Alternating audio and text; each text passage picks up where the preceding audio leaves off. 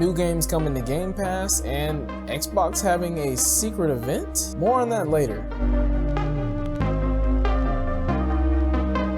Now I know Game Pass hasn't been around that long, but it's been garnering a lot of attention since it first initially dropped, with Microsoft reporting in the first quarter of this year having over 18 million users on the service.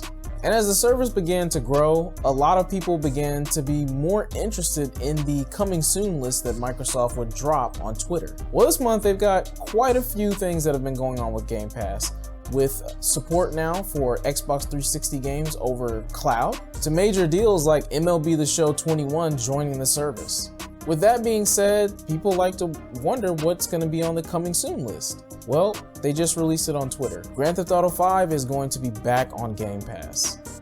I know it's been a while, and who knows, you might own the game 5 different times, but for those that are just getting into the series, I don't know who that would be, but for those of you that are just getting into the series or just getting interested in trying the game, if you have Game Pass, you'll be able to download Zombie Army 4, which is, I mean, it probably is exactly what it sounds like.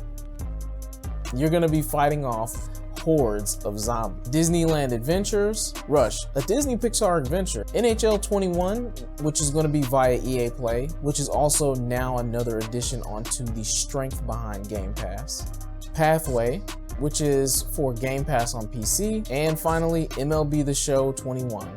It's a pretty long list with some hard-hitting games, especially for those that are into sports and that happen to have Game Pass.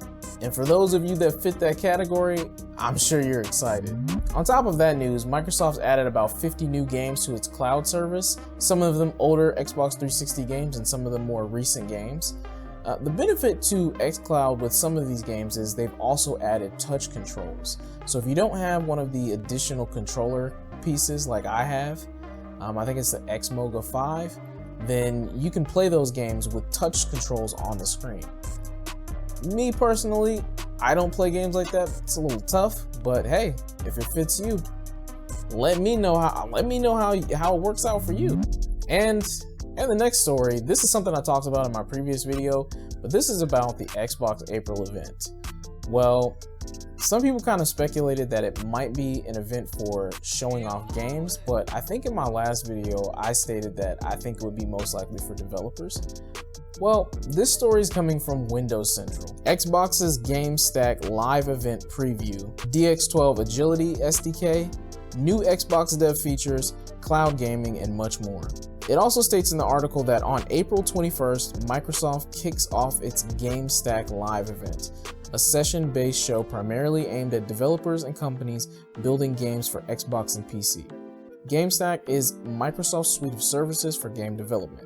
It includes Havok Physics Engine, which powers physics calculations in many games, PlayFab, which helps manage analytics and scaling for multiplayer games, and of course, Xbox Services and Azure, allowing devs to run their games in the cloud. Now, I think this event definitely is most likely going to be just for the developers. I'm not thinking this is going to be anything that's going to be demoing any games, showing any games, hinting at any games, smelling like any games. With that being said, it's not a sad thing, because the more developers are aware of the tools that they have at their disposal to develop for the Xbox console, the better the games we get on console. Simple as that.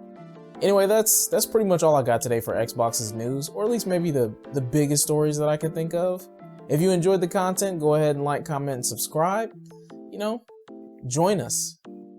So that way we can build a nice community of gamers and just talk about games, bro. Anyway, with that being said, enjoy your evening. Peace. Rings out.